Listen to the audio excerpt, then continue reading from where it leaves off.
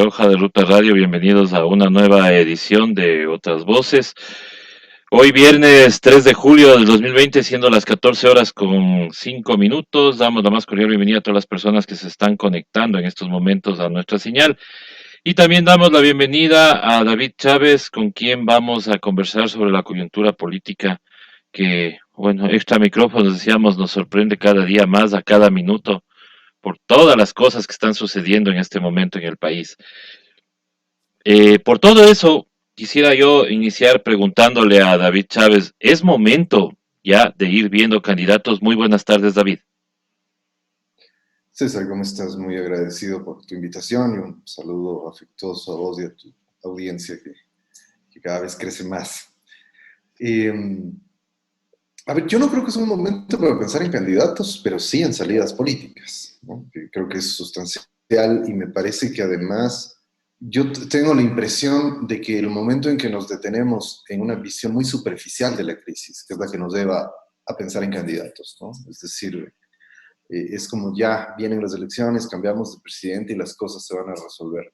Me parece que ahí tenemos que hacer esto que se ha discutido tanto en torno a tu medio, entre otros espacios.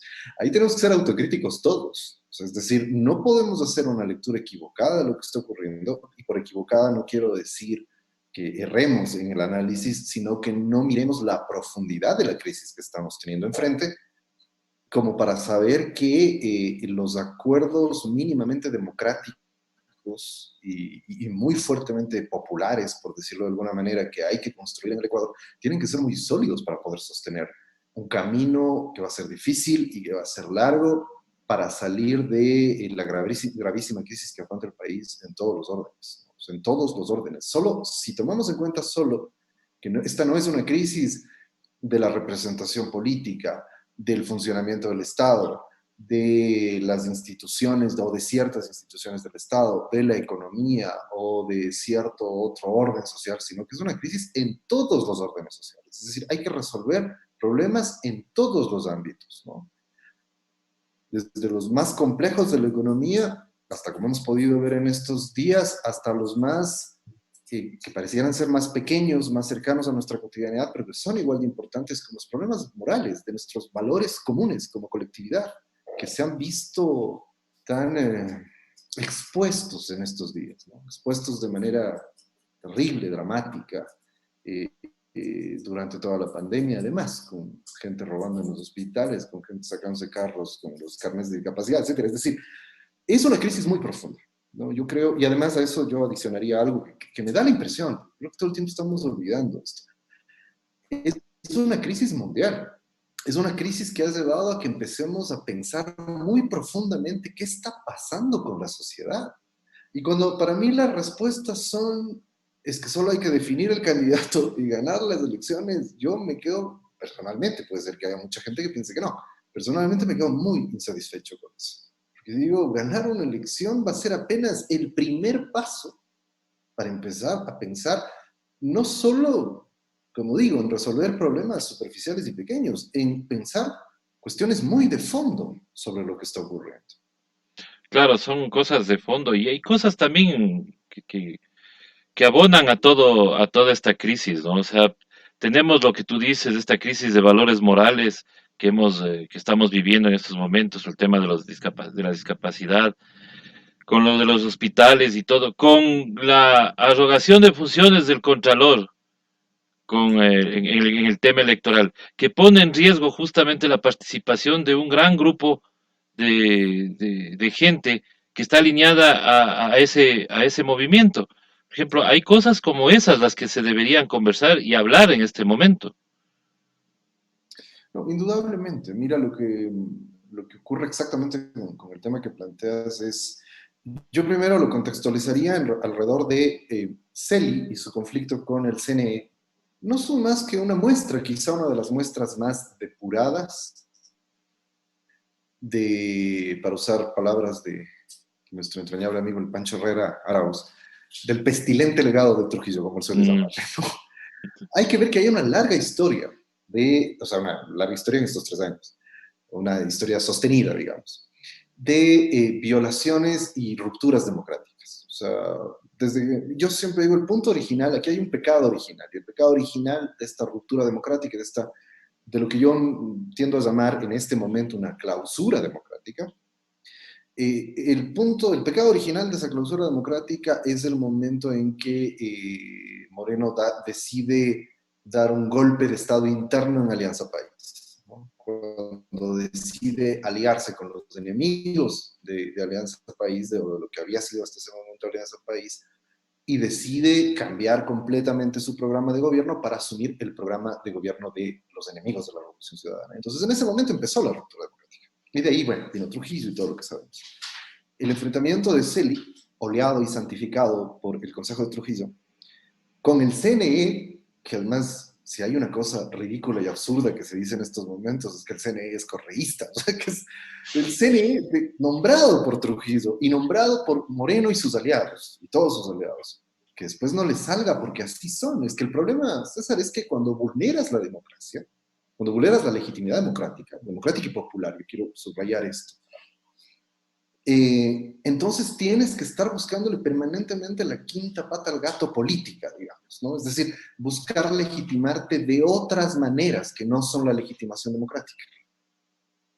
Por ejemplo, tienes que legitimarte repartiendo los hospitales a ciertos actores políticos, porque no tienes la legitimidad, porque ya decidiste, como diría nuestro inefable presidente, decidiste empezar a odiar a los que votaron por vos. Entonces, como ya no tienes el apoyo de los que votaron por vos, tienes que empezar a sostenerte por otro lado, y no en el voto, sino en los mecanismos muy típicos de la política ecuatoriana, que nunca se fueron del todo, en estos mecanismos que conocemos muy bien, que son los mecanismos de la negociación, de la troncha, del reparto, etcétera, etcétera. Entonces todo se explica, o sea, mirándolo más allá de ciertos odios y demás, todo se explica por eso. Celi es producto de ese proceso, por eso es que es un contralor, o sea, es un señor que dice que es contralor, esa sería la mejor definición. O sea, uno sabe, en cualquier lugar uno tiene que tener un nombramiento para ejercer una función. El señor no tiene nombramiento, todos lo sabemos. Es un señor, el Ecuador no tiene contralor. El Ecuador lo que tiene es un señor que dice que él es contralor, porque un amigo suyo le dijo que él está bien como contralor. O sea, yo podría, bajo esa lógica, es un poco el estilo Guaidó, ¿no? Yo podría declararme mañana presidente y digo, el César dijo que yo soy presidente de la República, o sea, ¿cuál es el problema? Pero bueno, y el CNE igual, ¿no? En ese conflicto. Y claro, lo grave de esto, ahí es donde uno ve esta doble contraposición. Lo grave de esto es que actuar con dedicatoria, que es lo que han venido haciendo y que es lo que están haciendo ahora con esto, o sea, digamos, es ilegalidad tras ilegalidad, ¿no? Es decir, el Contralor interfiriendo en la función electoral, porque a todas luces es evidente que está interfiriendo en la función electoral. Pero además de eso, interfiere en la función electoral y esto tiene una dedicatoria específica, es decir, es anular al movimiento de la Revolución Ciudadana. Y me parece que tiene su contraparte, además. Tienes a vocales, por boca de por la denuncia que hizo pública Carrasco, tienes a vocales como Verde Soto, que está en la misma lógica, anulemos a este movimiento, pospongamos las elecciones para anular a Correa, etcétera, etcétera. Es decir, es toda la maquinaria en contra de un movimiento político. Sí, porque creo que los otros dos o tres que están ahí metidos en el lío no son nada. Creo que evidentemente la dedicatoria es hacia ese movimiento político. ¿Cuál es el problema democrático que tiene eso? Es que cualquier espíritu demócrata debería defender que no se ataque a ese movimiento. Porque, por una razón básica, o sea, en democracia tiene que participar, democracia liberal además, tienen que participar todas las fuerzas que tienen representación política. Aquí no estás pensando en quitar de en medio a una fuerza absolutamente marginal que va a sacar el 1% de los votos. Estás pensando quitar de en medio a una fuerza política que inclusive en las mediciones que hace la derecha, las que exhiben Evoz, como sus grandes mediciones, por ejemplo, inclusive en esas es una fuerza que está disputando la posibilidad de llegar a la presidencia. Y lo que quiere decir es que es una fuerza política con un gran respaldo popular, un gran respaldo de buena parte de sectores de la población que se creen identificados, se sienten identificados con esa fuerza política y que por algún artilugio legal se está tratando de sacarla de en medio. Inclusive el verdadero sentido democrático democrático de cualquier decisión administrativa, porque ahí hay una discusión de fondo, ¿no? Si piensas en que, como suelen decir algunos especialistas en esto, especialistas jurídicos, digamos, ¿no? Cuando un Estado empieza a funcionar solo a partir de la lógica jurídica, es un Estado que ya ha perdido mucho de su democracia. Porque el Poder Judicial es el poder menos democrático que hay. El Poder Judicial no es un poder, es el más conservador además. No es un poder democrático, no tiene origen democrático. Los jueces no son electos. Un presidente tiene mucha más legitimidad democrática quiero decir, no legitimidad legal, y eso es otra cosa, que un juez. Entonces, el momento en que la democracia empieza a funcionar a partir de qué hace el Poder Judicial, y eso genera además un efecto que es terrible, que es como actúa la Contraloría, una especie de judicialización de toda la gestión pública y una judicialización de toda la política, es decir, toda la política en lugar de funcionar como debe funcionar la política, empieza a funcionar como si fuese un tribunal de justicia, ¿no? Y empieza a juzgar y empieza a atacar a todo el mundo a partir de no de una disputa política, sino de embarrar a todo el mundo de corrupción, acusar a todo el mundo de corrupción, etc. Cuando eso ocurre, ya la democracia está muy vulnerada. Inclusive si no le metieran manos, si no se inventaran pruebas, si no trucaran juicios, ya cuando el Poder Judicial es el que dirime los conflictos políticos, así lo hiciera en justicia y en buena ley, digámoslo así. En ese momento ya la democracia está vulnerada, porque ya estamos haciendo de nuestras disputas democráticas y políticas, las estamos reduciendo a la cuestión judicial. Lo que ocurre en estas formas de actuar de la Contraloría, por ejemplo, es vulnerar a través del procedimiento un derecho de fondo, digámoslo así. Es decir, estamos hablando de inclusive si tendría razón, ¿no? De lo que puedo entender, porque también eso es un vericueto medio complicado, pero lo que puedo entender, la Contraloría no tiene razón en lo que está reclamando. Pero inclusive si tendría razón, lo que tendría que primar en una sociedad democrática es el sentido democrático de las decisiones. Es decir, no puedes invalidar derechos democráticos por una decisión administrativa. No hay proporcionalidad, ¿no? Los abogados sabrán mejor explicar estas cosas, pero digamos, más desde el análisis político, no es proporcional el que por un acto administrativo quites de en medio una fuerza que ha ganado además ya varias elecciones y que en la última elección se convirtió también en una de las fuerzas políticas más importantes. Es decir, ¿cuál es el concepto básico? Recoges firmas para demostrar que tienes apoyo. Ese es el principio básico de que alguien tenga que recoger firmas y presentarlas. Digamos, supuesto no consentido, pero digamos que es cierto que no alcanzaron las firmas que desean. Pero han ganado 2 elecciones, han mostrado que tienen muchos, bueno, no sé cuántas, pero ganaron la última, que tienen, y ganó Spinelli hace algún tiempo, ganó con un porcentaje menor, pero que es más que suficiente para las firmas que debe presentar un movimiento. Y en la última ganaron largamente, mostrando ser una de las fuerzas políticas más importantes del país. Es decir, ¿qué sentido tiene exigirle firmas?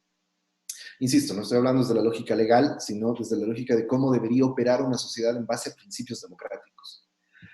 Claro, y evidentemente eso es lo que no hay, ¿no? Eso es lo que no hay, porque además, como vivimos una condición de justicia a la carta, recuerda que mientras se persigue a la revolución ciudadana para poder sacarla del juego político, se reconocen a movimientos que no pudieron cumplir con los requisitos legales mínimos para mantenerse en el padrón electoral. Como los Ruptura 25. Por supuesto. Es decir, ¿alguien puede dudar que Ruptura de los 25 no tiene apoyo de nadie? O sea, que no lo tuvo nunca. ¿Cuándo ganaron una elección? Solo cuando estuvieron apuntados al correísmo. ¿Cuándo ganaron? Después de eso, ¿cuándo? ¿Se acuerdan el triste papel de Norman Wright, que como candidato presidencial sería mejor músico de armónica? Es decir... Sí, y es cierto. Claro, ellos llegaron al poder. Y además, imagínate esto que es lo que no hemos visto, ¿no? Llegan al poder, hacen todas las triquiñuelas con Trujillo y entonces les reconocen el movimiento, ¿no? Hicieron lo mismo ya en una cosa inclusive ridícula con el MPD, que el MPD demostró, nosotros podemos creer lo que queramos del MPD. El MPD fue inhabilitado porque no cumplió ya con el requisito de contar con la elección mínima. El MPD hizo lo justo durante la época del correísmo. Y volver a recoger las firmas, volver a inscribir un movimiento, y lo pudieron hacer, y yo no tengo la menor duda, porque creo que el MPD tiene apoyo suficiente para volver a estar en la disputa electoral. Y ahora tienen 2 partidos. Y ahora tiene 2 partidos. O sea, y el correísmo, que es una fuerza electoral capaz de disputar la hegemonía política en el país, no tiene ni uno, porque el que tiene es prestado. Es prestadito, claro. Prestadito. Entonces sí creo que ahí hay una situación muy complicada, que además dificulta mucho las condiciones para la disputa democrática de la Revolución Ciudadana. Yo creo que con los graves problemas que tienen como organización, me refiero, ¿no? Que han tenido históricamente como organización, con estas condiciones también ha sido muy difícil. Yo ahí quisiera decir, César, que a ratos, digamos un poco en los debates internos que se está viendo ahí en la Revolución Ciudadana, creo que a ratos hay demasiada... hay injustas a lo que ha sido tratar de lidiar estos 3 años, si solo pensamos en esto. ¿Cómo das tal judicial, de inteligencia, etcétera, de los Estados Unidos, etcétera, encima? Y además ni siquiera tienes partido. Y digo, sí, a veces uno puede molestarse, o sea, uno puede decir, ¿cómo se les ocurre hacer tal o cual cosa? Pero digo, habrá que ver, yo creo que más bien en el balance final, si me lo preguntarías a mí, han sido hábiles en poder mantenerse a flote a pesar de las distintas dificultades que han tenido. Siempre hay una situación de mucha fragilidad, es como en este momento. Si les bloquean el partido, parece que eso ya no va a ocurrir. Ventajosamente, no sé por qué, el CNE ya optó por, no, al parecer, y nunca se sabe.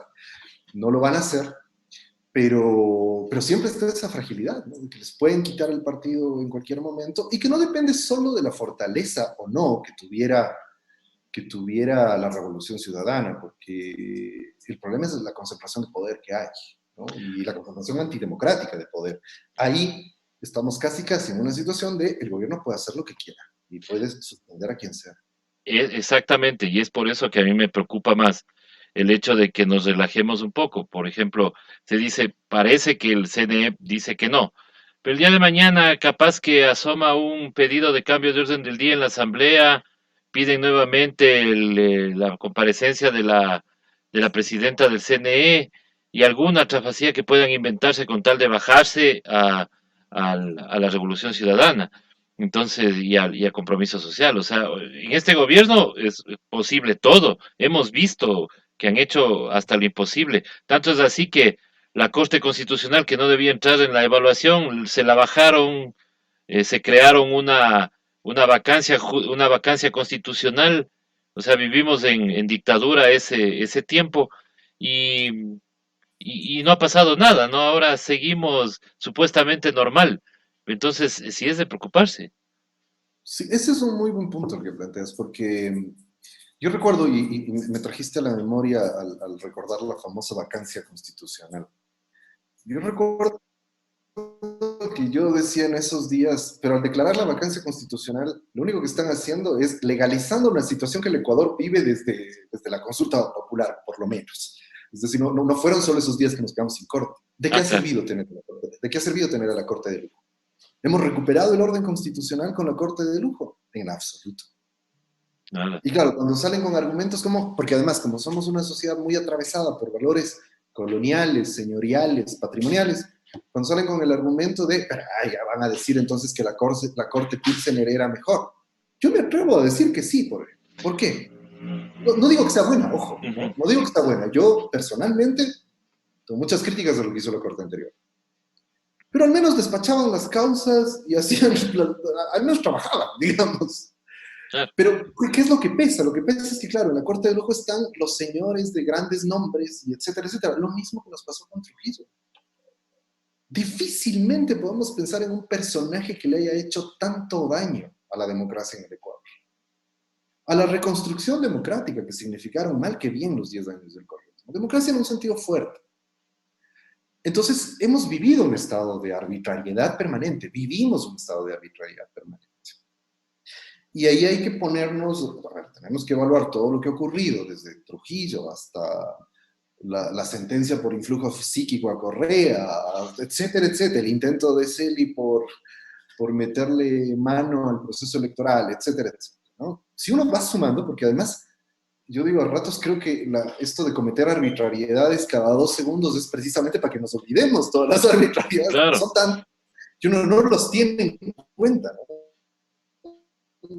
No recuerda todas las arbitrariedades que han cometido. Y en este momento nomás hemos señalado como 10 de las que han cometido. Entonces, claro, suponer que este va a ser un momento en donde, no, de pronto van a parar con las arbitrariedades y ahora sí van a respetar el juego democrático, que no lo han respetado en ningún momento desde que se aliaron con Moreno, es bastante ingenuo. O sea, digo, yo pienso más en la ciudadanía. Yo supondría que en el caso de la Revolución Ciudadana se barajarán varias estrategias, sabiendo que precisamente no se las van a dejar tan fácil. Pero me parece que todos los sectores, digamos, la Revolución Ciudadana y todos los sectores interesados en recuperar la democracia, en esto que se ha dado en llamar el progresismo, que en ratos me parece que, o sea, no lo entiendo bien. Para mí el progresismo es el correísmo en el Ecuador, ¿no? Sé que hay gente simpatizante, además, por otros lados, o afín, o que tiene más o menos las mismas ideas, digamos. Pero bueno, digamos, ese sector, es algo así como el sector de centro-izquierda, que podría ser el que lleve adelante un proceso que nos permita salir de este atolladero. Tiene que estar muy advertido de que la vía más fuerte, o sea, o el escenario más probable, yo siempre sostengo esto, porque yo veo que son posibles 3 escenarios. El más probable a mí me parece que es el de una transición electoral controlada, ¿no? El otro sería suspender las elecciones, que también me parece un escenario probable, es decir, prolongar a Moreno durante algún tiempo más. El segundo, que es el de tener elecciones controladas, una transición bajo control total, que significa básicamente una cosa, ¿no? Ahí no nos demos muchas vueltas. Una transición controlada y unas elecciones bajo control significa sacar del juego al correísmo. Con el correísmo fuera, veo muy difícil que haya la posibilidad de una fuerza política capaz de aglutinar un caudal de votos que pueda enfrentarse a la derecha, ¿no? La derecha la tendría mucho más fácil. Y finalmente está el escenario de en eventual elecciones abiertas y libres, que es decir, elecciones donde haya realmente una competencia electoral libre, no le metan la mano, porque digamos, podríamos hablar inclusive de un cuarto escenario, que haya elecciones y que terminen cometiendo fraude. Pero a mí me parece que si somos lógicos, la dinámica que ha tenido el Ecuador, al igual que buena parte de los países en América Latina, y siempre digo yo esto de que Bolivia es nuestro ejemplo más cercano, ha sido una deriva antidemocrática. O sea, han jugado en América Latina, la derecha volvió a tomar el poder solo en 2 casos a través de vía democrática, ¿no? En Argentina cuando ganó Macri y actualmente recién en Uruguay que la calle Pou derrotó al Frente Amplio, ¿no? Y por muy poquito. Son los 2 únicos casos. En el resto de América Latina, la legitimidad de los gobiernos ha estado ligada a mecanismos antidemocráticos o a la vulneración severa de la democracia. El Brasil es el ejemplo más paradigmático. Golpe parlamentario, lawfare, apresamiento del único líder que podía ganarle a la derecha fascista de Bolsonaro, ¿no? Y además con todo lo que sabemos, porque en esto también hay que salir un poco del esquema liberal. En la democracia, izquierdas y derechas nunca están en igualdad de condiciones. Ese es un discurso muy propio de la visión liberal. Entre izquierdas y derechas siempre hay una simetría. Las derechas siempre tienen más poder. Por poner un ejemplo básico, las derechas siempre van a tener el apoyo de los grandes medios de comunicación, que es decisivo en las democracias contemporáneas. Las izquierdas difícilmente. Entonces nunca hay simetría entre derecha e izquierda, siempre hay asimetría. Y además de eso, si en esa simetría la derecha decide jugar antidemocráticamente, la izquierda tiene muy pocas posibilidades frente a la derecha. Al Partido de los Trabajadores en el Brasil le sirvió de muy poco la enorme capacidad organizativa que tienen para evitar que Lula vaya preso. Y en el MAS en Bolivia le costó la presidencia, es decir, el golpe de Estado, dieron el golpe de Estado y no importó que el MAS tenga la capacidad que tenía de movilización y demás. Ahí hay un problema complejo, pero por ejemplo, esas me parece que son las cosas de fondo que hay que pensar, ¿no? Un problema complejo entre gestión de Estado y democracia de calle, por ejemplo, ¿no? Hay quienes dicen, Latilio Borón, por ejemplo, cuestiona eso, que quizá, bueno, lo plantea más como una conjetura, digamos, que quizá lo que pasó, en el caso boliviano, por ejemplo, es que se privilegió la gestión de Estado y se disminuyó un poco la democracia de calle, ¿no? Uh -huh. En el caso ecuatoriano no hay discusión, en el caso ecuatoriano no hubo democracia de calle. No la hubo, o sea, acá hubo solo gestión de Estado. Bien, se lograron un montón de cosas, etcétera, pero no hubo lo otro y por eso fue tan fácil también desmantelarlo. Lo otro no te garantiza que no lo hagan. En Bolivia lo están haciendo igual, pero es porque de alguna manera el MAS no tiene capacidad de respuesta todavía. Pero me parece que esos son efectivamente los problemas de fondo. Frente a la clausura democrática es necesario radicalizar lo que yo cada vez me animo, no, la palabra no es mía, pero me animo a tomarla más para la discusión en el caso ecuatoriano, o el concepto, más bien dicho, no es mío, pero creo que hay que radicalizar aquello de la democracia plebeya. Yo creo, como te digo, lejos de esas discusiones de si fulano es candidato, sutano es candidato, creo que lo que debemos empezar a pensar es una cosa tan básica de que, como la que supondría que el progresismo, lo que llamamos progresismo, no puede volver moderado, tiene que volver más radical. No hay opción, para mí no hay opción, porque la moderación de los gobiernos progresistas fue uno de sus límites estructurales que permitió la reconstitución de los grandes poderes y el retorno de las derechas al poder. ¿Será por eso que en Venezuela, por ejemplo, no han podido bajarse al gobierno de Maduro y han tenido que recurrir a a las supuestas intervenciones extranjeras o hacer planes desde potencias extranjeras para querer bajarse, ¿no? Y no han podido. Claro.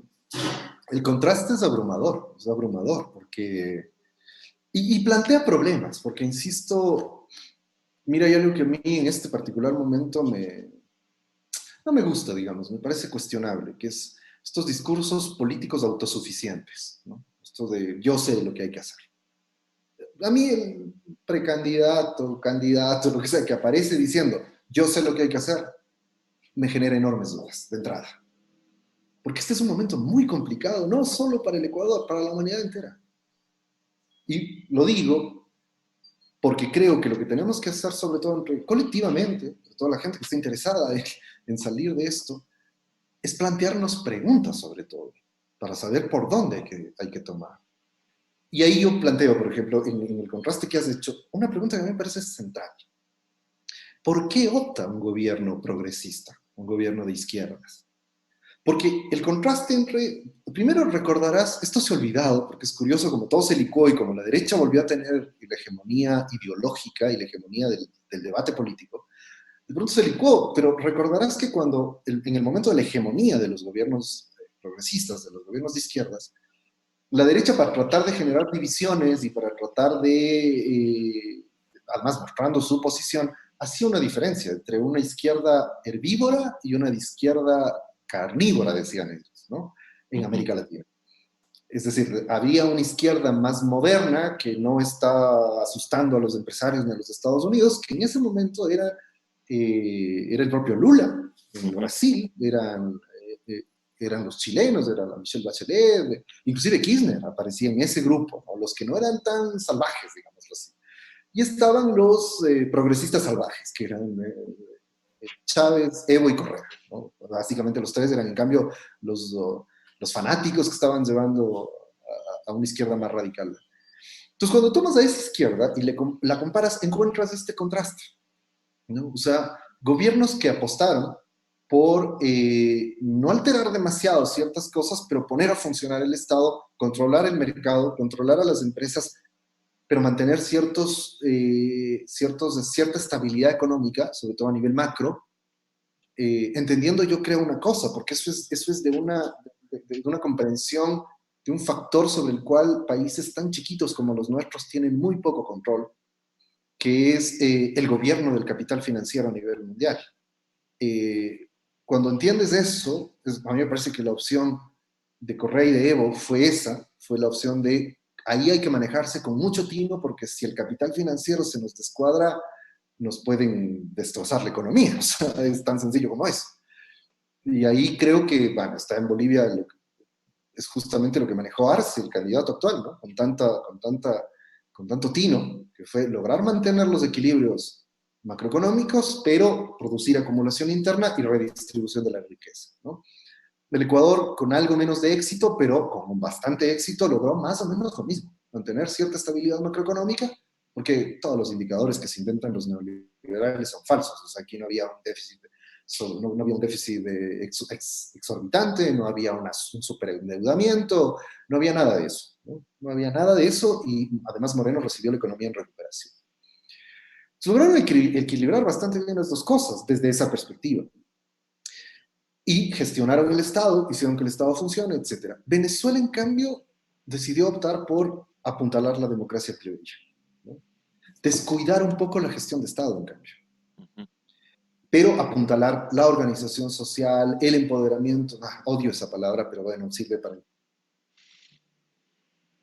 entender cosas porque está ya tan extendida, el empoderamiento, es decir, la participación democrática, el que la gente haga suya. Inclusive en ciertos rubros uno puede decir, por ejemplo, te doy un dato que es muy interesante, ¿no? Bueno, tengo cifras como del 2013, 2014, habrá que ver cómo está eso ahora tanto en Ecuador como en Bolivia.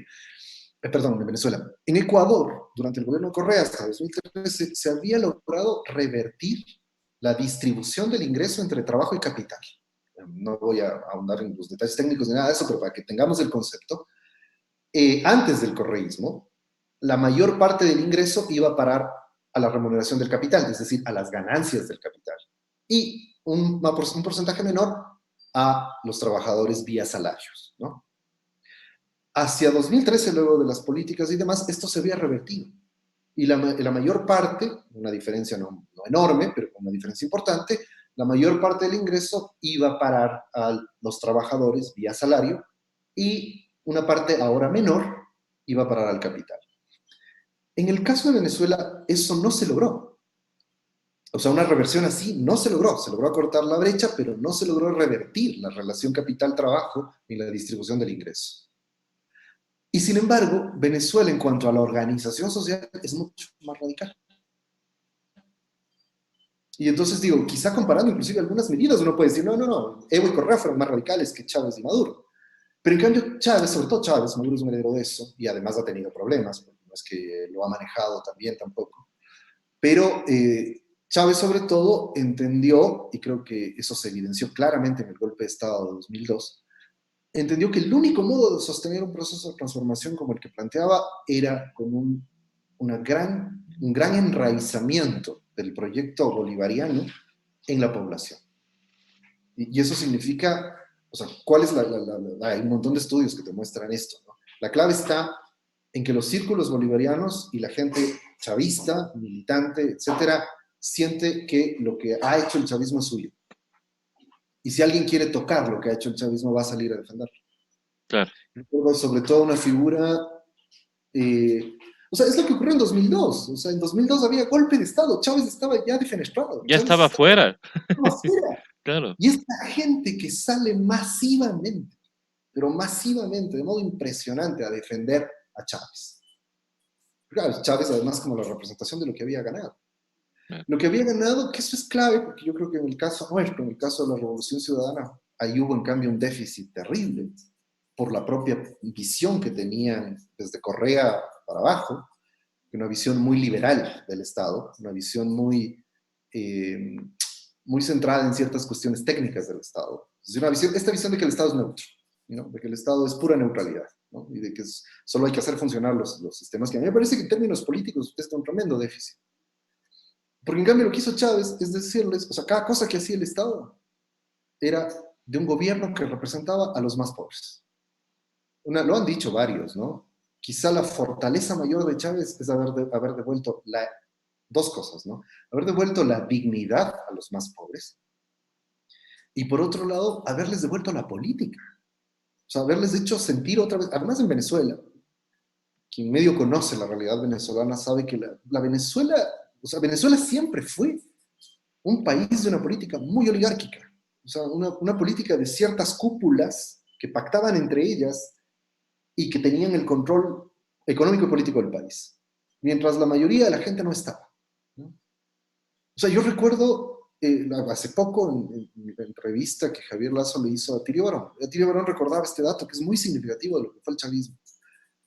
Chávez en sus primeros años ceduló a 4 millones de venezolanos, de los más pobres, que no tenían cédula.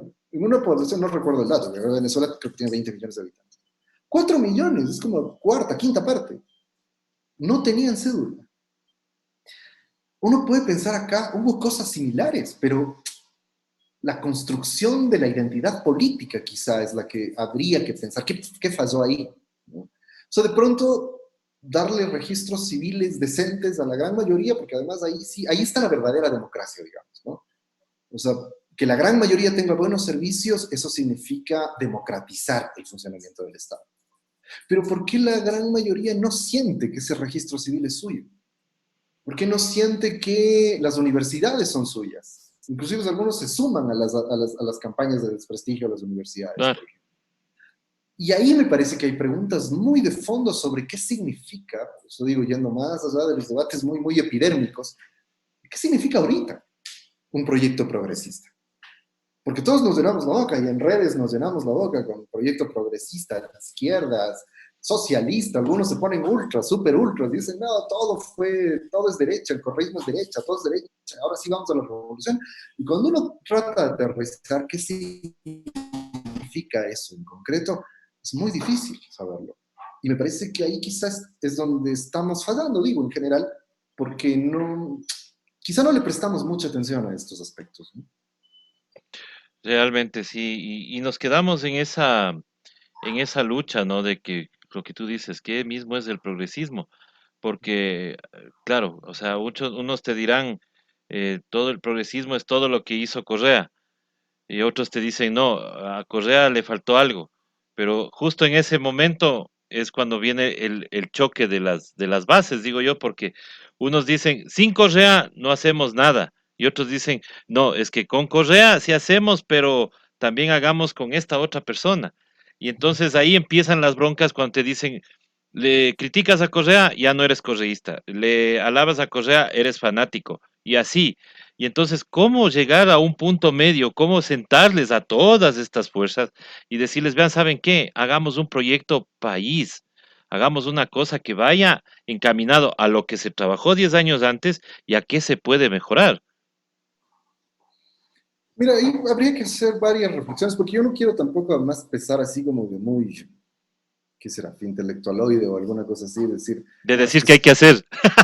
claro, decir que hay que hacer, porque yo no creo, yo por eso digo, para mí la cosa es discutir, y vamos discutiendo, yo me meto ahí como uno más a seguir discutiendo. Pero además no quiero pecar en esto de estas son las discusiones importantes y las otras no. Lo que digo es que, a ver, las otras, inclusive la discusión de si es un candidato, si es A, si es B, si es fulano y es mengano, no es que no es importante. Me parece que es importante conectar las dos cosas. Y por una razón básica, porque parte de la política son estos afectos y desafectos que suelen aparecer en torno a los liderazgos. Yo nunca cuestiono eso. En mi gremio, como todos son hechos los muy refinados, porque han leído muchos libros, en mi gremio todos creen que, uy, el populismo es, y se tapan la nariz, ¿no? Todos se tapan la nariz cuando hay un populismo. Ujú. Yo personalmente no, porque le tengo respeto a los sectores populares, para empezar. Es decir, porque sé que los sectores populares, cuando sienten identidades políticas, el problema no es de los sectores populares, el problema es de los académicos que no estamos dispuestos a tratar de entender qué es lo que está ocurriendo para que aparezcan estos apoyos a ciertos liderazgos. Mi modo de ver es que los liderazgos representan al mismo tiempo los proyectos políticos. Esa es la cosa, esa es la cosa. Esa discusión de, es que es una, yo he tenido discusiones de estas en redes estos días muy permanentes, ¿no? De, es que eso de rendirle culto solo a una persona. No, la gente no es tan boba, o sea, no se puede subestimar así a la gente. No se puede decir, es que son fanáticos. Es decir, además que en el caso de la Revolución Ciudadana me parece un poco patético, siendo honesto. Porque la derecha, la izquierda anticorreísta, todos los sectores del anticorreísmo han venido 3 años, y bueno, desde antes, porque esta es una estrategia que la derecha empezó a montar desde mucho antes. Esto empezó como desde el 2014, 2015, en donde vos sabes que uno de los elementos centrales fue construir esta idea, que terminó siendo muy fuerte para deslegitimar al correísmo, que los correístas son borregos, y de que son fanáticos, y de que no razonan, de que son estúpidos. O sea, lamentablemente De la que derecha, actúan por el sándwich. claro, la derecha llegó a establecer como una verdad así absolutamente cierta que los correístas son solo dos cosas, o estúpidos o ladrones. Entonces, claro, ahí tienes un problema cuando al interior de las discusiones internas hay ciertos sectores que empiezan a acusarse de lo mismo. Me parece que eso es muy problemático. Es muy, muy, muy problemático. Y a lo que quiero ir es a que mal que bien, yo por eso creo que el punto no es tanto decir, no, no discutamos las candidaturas, creo que no podemos centrarnos solo en eso, pero tampoco dejarlo de lado, porque a mi modo de ver, la discusión que está ocurriendo, sobre todo al interior de la Revolución Ciudadana y ciertos sectores afines, en torno a las candidaturas, podría estar expresando además los posicionamientos políticos y ciertos conflictos políticos que quizá deben resolverse al interior, tanto al interior de la Revolución Ciudadana como con otros actores, ¿no? Y obviamente ahí hay límites también que deben quedar muy claros. Para mí hay una cuestión que es cierta, siendo muy objetivos con todo lo que está ocurriendo en el campo progresista, digamos, ¿no? A ver, ¿qué actores tenemos en el campo de la centroizquierda? Como actores políticos, porque yo, y ese es otro, quizás es un problema mío, yo la política no la pienso en torno a personas individuales, la pienso en torno a fuerzas sociales, ya, representaciones colectivas, en donde los liderazgos son importantes porque representan a esas fuerzas colectivas. Es decir, un líder no se representa a sí mismo solamente, aunque él quiera, ¿no? Aunque él quiera y aunque él aproveche inclusive su situación personal, un líder político importante, etcétera, no es solo él personalmente, siempre está representando distintas fuerzas. Entonces, digo, en el campo de la centroizquierda tienes fuerzas políticas organizadas en el lado del correísmo, pues está el correísmo por un lado, y por otro lado están las organizaciones sociales y por otro lado los partidos de izquierda, ¿no? ¿Cuáles son fuerzas representativas con capacidad de organización, movilización y posibilidad de convertirse en alternativas reales de poder? Para mí solo dos, siendo muy francos. El correísmo de entrada, por la trayectoria, por el apoyo que tiene, por lo que dicen las encuestas. Y en menor medida, con menores posibilidades y dependiendo de un montón de factores internos también, el movimiento indígena. El resto de la izquierda, el resto de las organizaciones sociales tienen muy poco peso en cualquier posibilidad política. O sea, pensamos en el FUT. ¿Qué es el FUT? Además, con el desprestigio que tiene el FUT, ¿no? Después de haber marchado con Trujillo y en octubre estar reuniéndose con Moreno mientras estaban reprimiendo a la gente en la calle, para después ir a aparecer en la reunión del Parlamento de los Pueblos de la CONAIE como si nada habría pasado. Es un desprestigio terrible. Y de los partidos de izquierda, todos sabemos que esos partidos de izquierda sumados usualmente no superan el 2 o el 3% de la votación, es decir, no son opción. Opción para la gente militante de esos partidos, no, sí, por supuesto, y está perfecto. Además, yo no dudo que esa facción, en una eventual segunda vuelta entre el correísmo y fuerzas afines o lo que sea, y la derecha, se va a ir con la derecha. Pero bueno, me parece que ese es lo otro. Es decir, ¿qué quiero decir con esto? Si uno tiene claro eso, como, insisto, como representación de fuerzas sociales, el correísmo es central. O sea, vos puedes pensar el correísmo sin progresismo para juntar a otras personas, a otros grupos, ¿ya? Pero no puedes pensar el progresismo sin correísmo, ¿no? Ojo, para que no se me malentiendan. No estoy diciendo con esto que el correísmo solo va a ganar, ¿no? Y que no tenga que hacer alianzas. No, para nada. Me parece que tienen que hacer alianzas. El problema es que cuando se habla de las alianzas, no hay actores. O sea, yo no logro ver actores por fuera del correísmo. Al único actor al que yo logro identificar, actor, insisto, como actor social, como representante de fuerza organizada, al único que logro identificar y que no aparece no sé, pues ni al final de la fiesta, digamos, es a la Asamblea Nacional Ciudadana, que es una plataforma que tiene agrupadas a varias organizaciones sociales, algunas más afines al correísmo, otras más bien críticas, pero que viene haciendo un trabajo interesante de aglutinamiento de lo que podrían ser organizaciones mal que bien afines a esto que estamos llamando progresismo, y eso nadie le para bola. Ahora, ¿qué estamos discutiendo? Nombres de personalidades otra vez, no de fuerzas sociales. Y eso me parece que es problemático. Y en medio de eso, eso ha desatado conflictos internos en Alianza País, que ese es el otro problema, ¿no? Y creo que ahí la clave está en que, Alianza País, perdón, la Revolución Ciudadana. Y creo que la clave está en que la Revolución Ciudadana ahí tiene que resolver esos conflictos internos, que están muy ligados a un problema que han tenido históricamente. Eso no es de Es ahorita. que ahí viene vuelta mi pregunta. O sea, sí, efectivamente hay estos conflictos internos que son valederos en democracia. Obviamente, todos sabemos lo que somos y podemos ser útiles en cualquier momento. Pero el problema es crearse enemigos por ahí. O sea, imagínate, crear a alguien que ni siquiera ha dicho que va a ser candidato, por ejemplo. Atacar a esa persona por ser opinólogo, por opinar, por dar su criterio, por decir alguna cosa. Y hay otros, vuelta, que ya han dicho que son precandidatos y cuando ya le ven de reojo, ¡pac!, también empiezan a atacar. La semana anterior hubo ¿cómo te digo? Como una como una estrategia de ataque, pero, o sea, fue chistoso porque empezaron con uno, después con otro, con otro, con otro, y hasta que digo, o sea, después ya acabó la carnicería, ojalá ahora sí recojamos los cadáveres y ya, tranquilicémonos. Sí, sí, sí, digo, pero yo sé que has estado además muy activo denunciando estas cosas, pero, y vos conoces que mi posición es un tanto discrepante. Yo voy a ser muy categórico con esto, César. O sea, está todo bien con la autocrítica y demás, pero aquí hay un problema. Pues, el problema es que la autocrítica, o la polémica, como se suele decir, se está entendiendo como la libertad de insultar mansalva. Y ese es un problema. Yo insisto, yo voy a ser categórico. En los casos en los que esto ha ocurrido, que han sido básicamente los casos Marco Navas, Augusto Tandazo, Ramiro Aguilar recién, es que, o Y sea, Carlos todos Abascal. lo de, sí, vi que está también en la colada, pero no sé qué pasó con el Carlos. Lo que Ujú. yo he visto son los comentarios de los tres. Está todo bien con que, acabo de decirlo, tenemos que discrepar, etc. César, yo he estado aquí en tu espacio montones de veces. En esta misma entrevista creo que ya me vas oyendo varias autocríticas, varias, no sé si autocríticas, varias críticas, porque yo no soy parte del Sí, sí, movimiento, así es. varias críticas a la Revolución Ciudadana. Ujú. ¿Por qué a mí no me ataca? Yo lo decía en algún comentario en redes, supongo que yo no soy tan influencer como Marco Navas, el Augusto Tandazo, para que me ataquen cuando digo, por ejemplo, que la Revolución Ciudadana tuvo una visión muy liberal del Estado y no construyó una democracia participativa de sus propias bases, por ejemplo. ¿Ya? ¿Y sabes cuál es el detalle? Yo no me voy a perder ahí. Es que a mí no me parece que alguien que primero está fuera y después, a nombre de la autocrítica, diga cosas como Correa se rodeó de un grupo de estúpidos. Diga cosas como Correa tenía una banda de corruptos en el gobierno.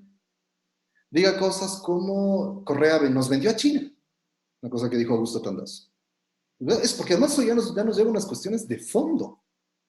Ya no es solamente el detalle de una cosita, otra cosita, o cosas, porque además yo digo, por suerte estamos en plan de cuestionar el personalismo y la egolatría, y el señor Tandazo dice, Correa me dejó de lado porque yo le iba a opacar.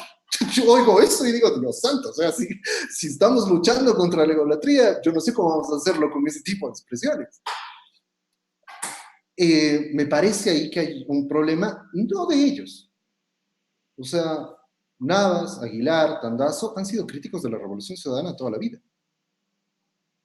Toda la vida. Lo que están demostrando en este momento, ellos personalmente, es que ellos, de alguna manera, no quiero decir que lo hayan dicho, pero de alguna manera mi interpretación sería, que bueno, no están repitiendo ese argumento que tiene la izquierda anticorreísta de ni Correa ni Moreno. Otra cosa. Perfecto. O sea, esa es una posición absolutamente válida. El problema es si eso tiene validez, o sea, en qué medida eso puede replicarse al interior de la Revolución Ciudadana. Porque ahí es otra cosa.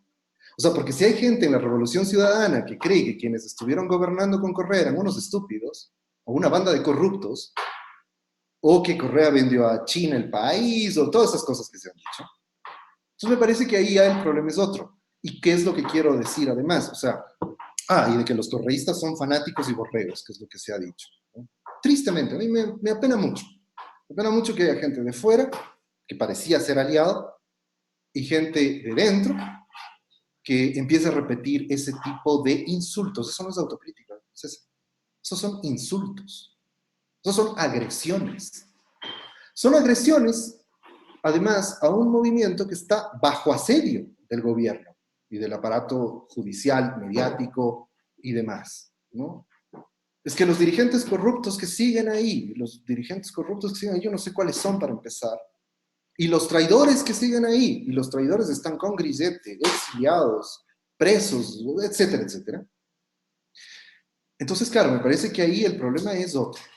Yo no sé, personalmente, yo creo que es muy irresponsable, no soy muy claro con eso, es muy irresponsable que si yo estoy de fuera, yo vaya a azuzar sin intención, sin saber, queriendo o sin querer. Eso no voy a entrar a discutir eso porque eso yo no puedo saber.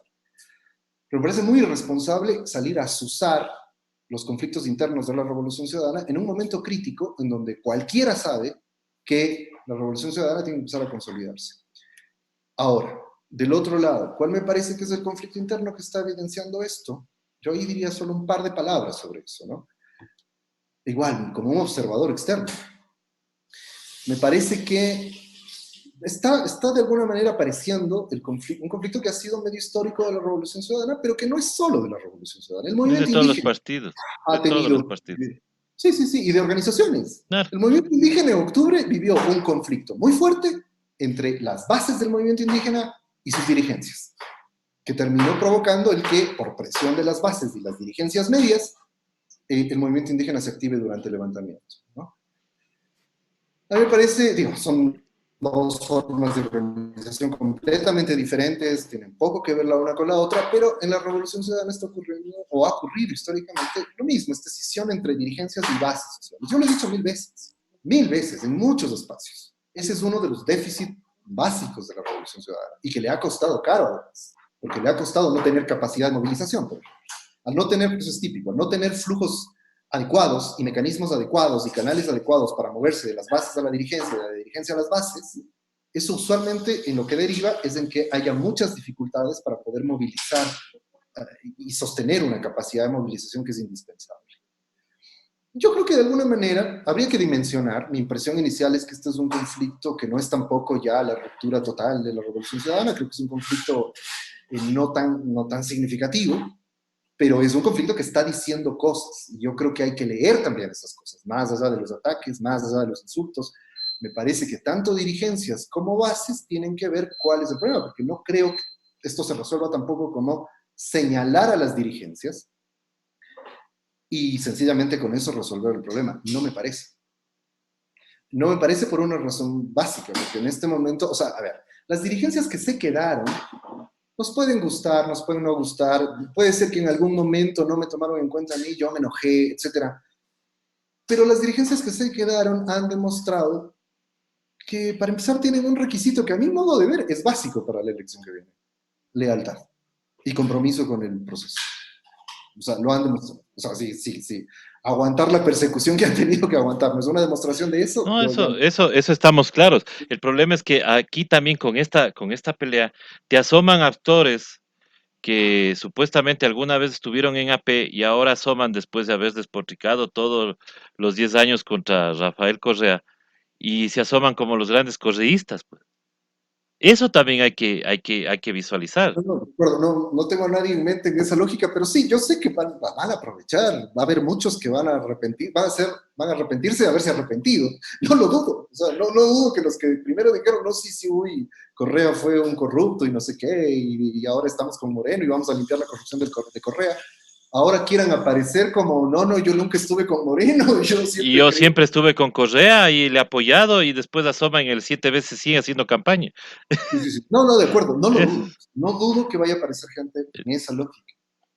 Eh, Pero digamos, yo creo que es muy importante, es un momento muy crítico para poder poner en juego. Mira, yo siempre he dicho esto, la izquierda del siglo XX tuvo un gran baluarte cuando, en sus momentos más altos, en sus momentos más de mayor dignidad humana, tuvieron siempre una cosa que fue como su símbolo, ¿no? La ética política, ¿no? Quienes se salieron de ahí cometieron atrocidades y cosas horribles.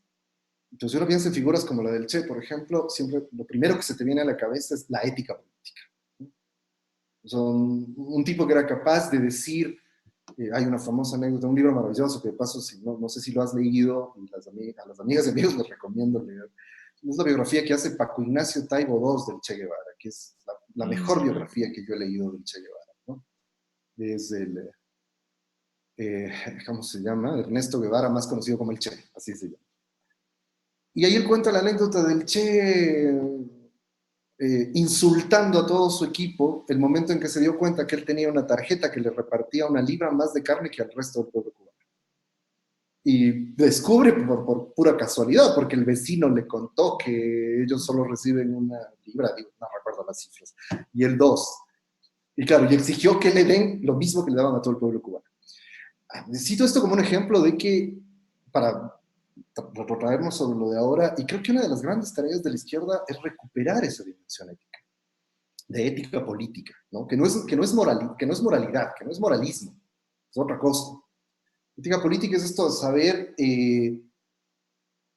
saber ser generoso y respetar al compañero, por ejemplo, ¿no? Saber ser implacable con los otros. Y eso ahí sí, yo no dudaría, digamos, si yo estaría en Revolución Ciudadana, yo no dudaría que esos saltimbanquis que se fueron con Moreno, que traicionaron, que le hicieron tanto daño al país, no pueden volver nomás, pues, eso sí es así como clarísimo. Pero digo, eso lo podemos ver desde fuera. A mí me parece que eso se lo tiene que resolver al interior de la Revolución Ciudadana. Y yo creo que quienes estamos por fuera, en calidad de analistas, aliados, simpatizantes, lo que fuese, tenemos que respetar este proceso interno. Pero creo que tiene que haber un proceso interno. Eso sí es muy, muy claro. Creo que los conflictos que han aparecido han mostrado que esas dificultades siguen estando ahí porque evidentemente no se han resuelto, ¿no? Pero ten en cuenta que la nueva situación obligó a que la Revolución Ciudadana active otras cosas. O sea, me parece que cualquier valoración generalista es hacer lo que le han hecho a la Revolución Ciudadana en 3 años. O sea, en 3 años ha sido, encuentran un caso de corrupción, todos los correístas son corruptos. ¿Ya? Entonces, de los de dentro, de los de fuera, los que honestamente quieren construir un proceso, ¿no? Caer en ese tipo de argumentos me parece que es simplemente contraproducente, ¿no? Puede ser muy corrosivo. Si yo digo, hubo un par de dirigentes oportunistas, y digo, toda la dirigencia fue oportunista. Hubo un par de dirigentes que pueden haber sido estúpidos, como Moreno, por ejemplo. Yo digo, el equipo de gobierno de Moreno, de Correa, fueron estúpidos. No, porque además, Todos los candidatos a la asamblea fueron idiotas, ¿sabe? Porque se fueron nada, o traidores. o traidores, claro. Claro. No. Hay que matizar. Hubo errores y de ahí sí creo que la autocrítica. O sea, la primera clave es contextualizar y matizar. En el proceso de los 10 años no trabajó solo Correa, trabajó un montón de gente honesta, comprometida, que creían y que transformó este país. El mérito de la transformación de este país es de Correa, sí, pero sus equipos de gobierno, de quienes colaboraron con él, de quienes trabajaron, yo conozco a varias gente. O sea, lo peor que te podía pasar era ser ministro, porque ibas a trabajar 24/7 con Correa. Entonces, que trabajaba durísimo, que estaba ahí cambiando el país. Funcionarios, un montón, que ahora están tan desprestigiados, tan desprestigiados, ¿no? Funcionarios públicos, un montón de gente muy comprometida, muchos ni siquiera militantes, ni siquiera parte de la Revolución Ciudadana. Y las bases del correísmo que de largo sostuvieron con las dificultades y con los problemas de esto.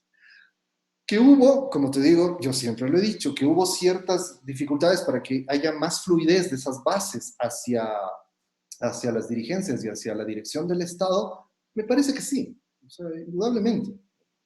Yo de hecho lo he dicho en varios espacios, no tengo empacho en repetirlo. Yo a ratos a mí, había una cosa que ya muy desde la simbólica de la política, no me gustaba mucho de la Revolución Ciudadana y es que era demasiado blanca. O sea, es decir, en el Estado no veía y en un país de indios, cholos, negros como somos, se les veían demasiado blanquitos a veces a los Pero funcionarios. esas críticas, ponte, no te han hecho enemigo de la Revolución Ciudadana. En absoluto. En absoluto, pero es que, insisto, una cosa es que yo diga esto, Ujú. y otra cosa es que yo los acuse de oportunistas, corruptos, estúpidos. Porque eso Ah. sencillamente es absurdo. Es absurdo y no es ético. Y no es ético porque yo no puedo hacer eso para yo tratar de posicionar. Yo no puedo porque además hay que respetar a la gente que, pues, o sea, de largo, solo tomemos los últimos 40 años de democracia. De largo es el proceso político más importante que ha tenido este país. Por lo que lograron a nivel de Estado, por lo que lograron como fuerza política.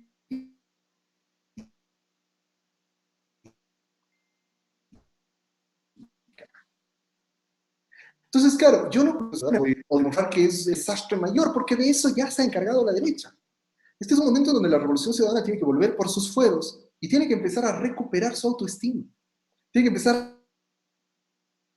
a creerse en serio, no con vergüenza, que han sido el mejor gobierno que ha tenido el Ecuador en los últimos 40 años, que han sido el proceso político más importante, que transformaron un montón de cosas.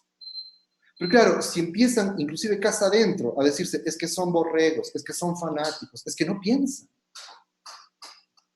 O sea, yo le oí al señor Augusto Tandazo diciendo esto, yo te soy honesto, yo me sentí ofendido. Igual que cuando le oí al Marco Navas, el Marco lo sabe, yo se lo he dicho, cuando el Marco decía, es que son una banda de corruptos, yo me sentí ofendido, porque yo me siento simpatizante de ese movimiento y yo no creo defender ni a una banda de corruptos ni a un montón de estúpidos, y no me creo estúpido, creo no serlo, o sea, tampoco soy tan brillante, pero no creo ser estúpido. Entonces, a lo que voy, ese tipo de ataques no ayudan, no ayudan, ahí sí es mejor, si no va a ayudar, manténgase al margen.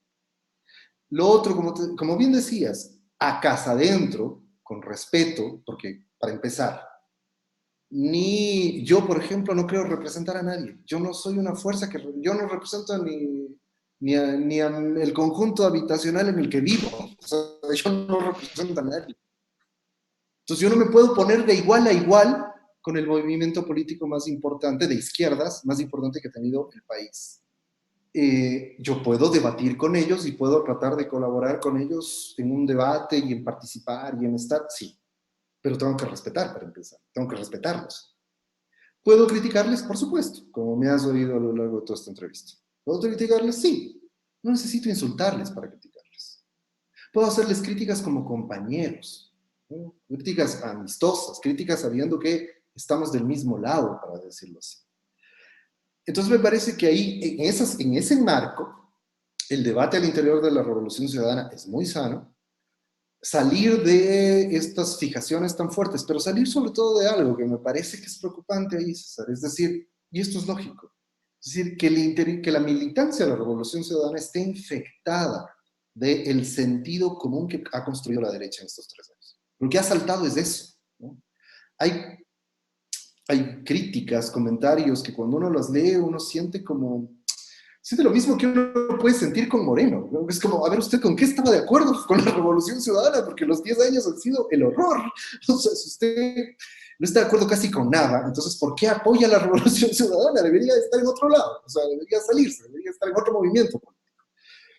Entonces, claro, cuando ya uno ve eso, me parece que ahí ya el problema es que hay ciertos conflictos que están muy atravesados ya por rencillas internas, resentimientos y esto, que eso hay que saber resolver, porque es parte también de la vida política. Somos seres humanos, nadie hace política como extraterrestres. Y entonces ahí me parece que hay que buscar los canales, pero creo que la cuestión básica es saber que, no sé, voy a usar una frase cliché, pero que puede ayudar mucho. Los trapos sucios se lavan en casa, pues. La Revolución Ciudadana está en un momento de asedio terrible, en donde la labor fundamental es cerrar filas para poder tener la fuerza para enfrentar eso, porque quién sabe qué nomás puede pasar, desde que le juzguen a Correa hasta que les quiten el movimiento o hasta que den abiertamente un golpe de Estado y se queden.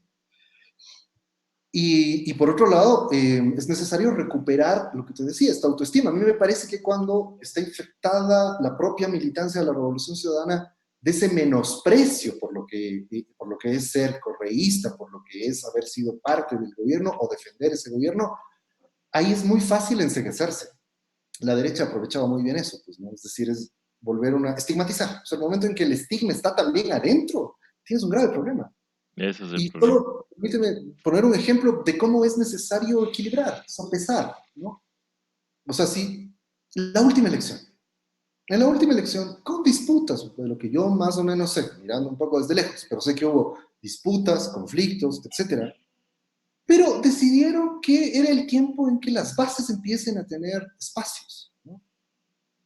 Mira las candidaturas a la concejalía en Quito. Con conflictos, no quiero decir, no me quiero meter en eso, porque además yo no soy nadie para meterme en los conflictos internos de la Revolución Ciudadana.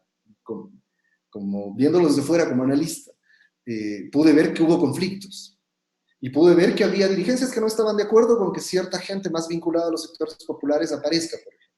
En una lectura que a mí me parece tonta. Yo se lo he dicho, inclusive, lo he dicho en algunos espacios. La lectura de creer que si ponen ciertas imágenes un poco, a ciertos personajes, un poco más moderados, un poco más afines con las clases medias, van a ganar a las clases medias, lo cual es, porque además está demostrado en todas las últimas elecciones, lo cual es absolutamente ingenuo. Es absolutamente ingenuo, porque las clases medias están muy derechizadas y puedes poner al más blanquito de los correístas, al más clase media de los correístas como candidato que se va a estigmatizar por el correísmo y no van a votar por él. O sea, es un juego que no tiene sentido, ¿no? Tratar de ganarse a las clases medias y por tratar de ganarse a las clases medias perder los apoyos en otras clases medias y en otros sectores, que son sobre todo los sectores populares. Pero mira, mal que bien, a pesar de los conflictos que hubo en torno a todas estas lecturas que se hacen, ¿no? Sin embargo, se logró, al menos equilibrar parece, y se logró que buena parte de gente de las bases, que yo la he visto trabajando fuertemente, pase a ser parte de las listas de la Revolución Ciudadana y pase a ocupar puestos, por ejemplo, en el Consejo de Quito. También entiendo que ahí algunos se fueron y empezaron a darse la vuelta, o sea, se cuantificaron, digamos, ¿no? Sí, vienen de las bases. Es que el problema es que no podemos entrar en idealizar las cosas. Claro, esa era gente que venía de las bases. Y hubo gente que viniendo de las bases, el momento que estuvo en un cargo, empezó a darse la vuelta. Porque así es la política. ¿Para qué te sirve una mejor organización, una democracia interna más fuerte, una estructura organizada más fuerte? De paso lo digo ahí casi como jingle publicitario, digamos. Yo le sugeriría a la Revolución Ciudadana que vaya pensando cada vez más en volverse partido en serio, con estructura orgánica, etc. Eso te sirve para controlar estas cosas, para que esto no sea tan frecuente, para que si pasa puedas resolverlo sin mayor problema. Es decir, que no te pase el hecho de que se te va la mitad del bloque de asambleístas, te roban el partido y te dejan en soletas. Eso sí, pero de ahí idealizar tanto a la dirigencia como a las bases y creer, no, si vienen las bases es garantía de que no va a pasar. No, no es cierto, puede pasar. Y si viene de la dirigencia que ha estado todo el tiempo y no sé qué, ¿no va a pasar? No, también puede pasar porque ya pasó. Porque ya pasó que buena parte de los que habían estado ahí todos los 10 años, que eran los supercuadros, etcétera, los superformados, que es otro de los mitos, ¿no? Es que falta formación política. No, los más formados políticamente fueron los primeros en darse la vuelta. En darse la vuelta, claro. Entonces me parece que, creo que la clave está por no caer en lecturas en blanco y negro. A mí, lo que no me gusta mucho del debate que está habiendo al interior de la Revolución Ciudadana es eso. Lecturas muy en blanco y negro, muy o al todo o nada, ¿no? O son todos corruptos o no lo son, etc. Y me parece que no. Yo, además, solo permíteme cerrar con una idea que ha sido de las que me han parecido más molestas en todo este debate, es que en lo que yo he podido ver de la Revolución Ciudadana y que ventajosamente la ventaja de estar un poco desde fuera ayuda, es que uno puede ver como que todos los lados, ¿no? No estás solo de un bando, no estás solo de un lado. Pues yo que he podido ver colectivos en distintos lugares del país, que he podido ver a dirigentes de medios y de la alta dirigencia en todos lados en el país, que he podido charlar, estar en eventos, discutir sobre cosas. Lo que menos he visto yo en la Revolución Ciudadana es fanatismo. Lo que menos he visto yo en la Revolución Ciudadana es borreguismo. Lo que menos he visto es gente que no tenga pensamiento propio. Insisto en que a mí me parece absolutamente insolente decirle a la gente de la Revolución Ciudadana esto. Yo me he encontrado en general, con gente inteligente, que tiene capacidad de reflexionar sobre la política y que tiene sus afectos políticos, por supuesto que sí. Y por eso es que cuando yo oigo a gente acusando, a la gente que yo he visto que apoya a la Revolución Ciudadana, acusándola de estúpidos, borregos, fanáticos que no tienen capacidad de pensar, de corruptos, yo sencillamente no puedo hacer otra cosa más que indignarme. Y te soy honesto, tengo serias dudas de si gente que es capaz de insultar así a la Revolución Ciudadana pueden ser considerados aliados. Porque además no se disculpan. Yo puedo entender que tengas un desacuerdo. Puedo entender que de pronto al calor del debate político se te vaya alguna vaina. Nos pasa a todos. Lo que no puedo entender es que al día siguiente no tengas la capacidad de decir, bueno, sí se me fue la mano. Lo siento, pido disculpas.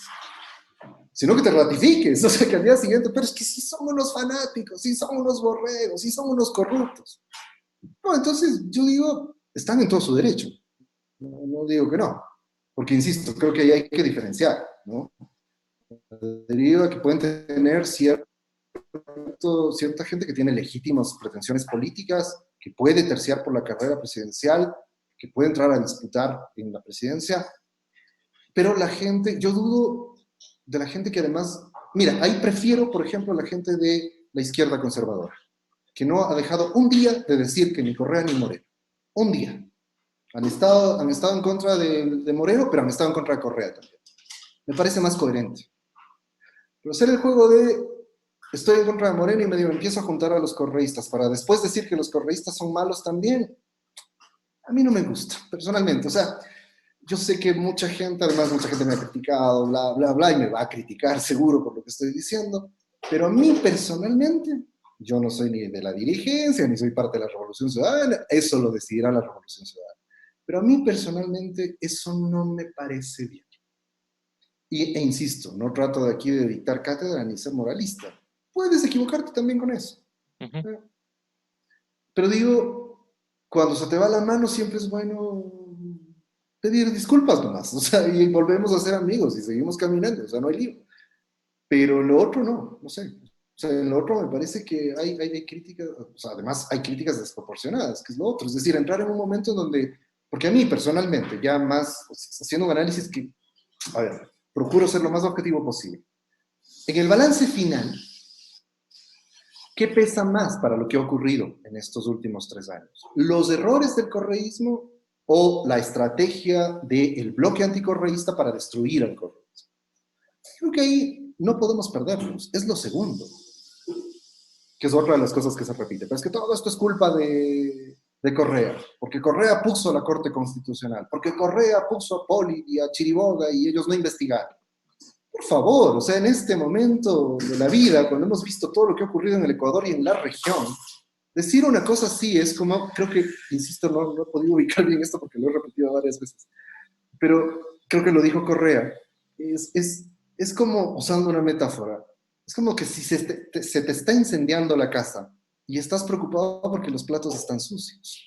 O sea, no tiene sentido, no tiene proporción. Y me parece que lo otro sí hay que discutirlo. Yo te lo aseguro, porque para mí la lógica es esta. Podían haber puesto al prohombre más prohombre en la fiscalía, podían haber puesto la mejor corte constitucional. La arremetida de la derecha igual habría echado abajo por una o por otra vía el avance El que había avance que, tenido el claro. progresismo en el Ecuador.